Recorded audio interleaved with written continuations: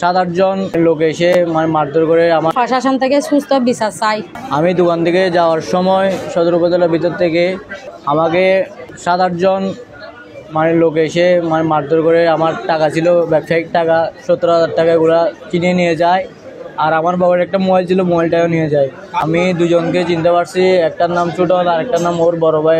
আরও 5-6 জন ছিল ওদের সাথে। রাতে রাতে দাঁড়ালো চুরি ছিল আর কাঠের বাড়ান ছিল।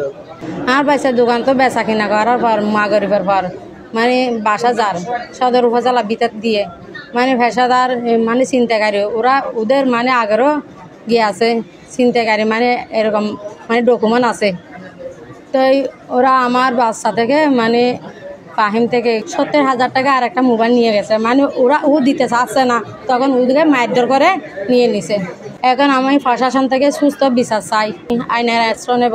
ওদেরকে সাথ দিলে আরো অনেক মা বাবার সন্তানকে এরকম হয়রানি করবে। ওদেরকে যদি এখন সাথ দিয়ে পরবর্তী আমার বাচ্চার জীবন নিয়ে নিতে পারে, এইরকম পেশাদার চিন্তাকারী ওরা। আমরা নিরাপত্তাহীনতা বুঝছি। ফাহিমের সাথে ছিলাম।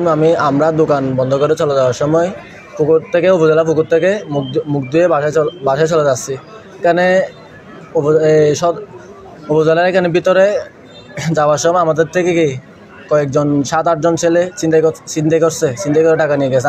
আমাকে হামলা করছে, ওকেও মারছে অনেক, আমাকে বাড়ি একটা মারছে। আমি ওদের হাতে গাছ ছিল, ছুরি ছিল, আর অনেক কিছু ছিল।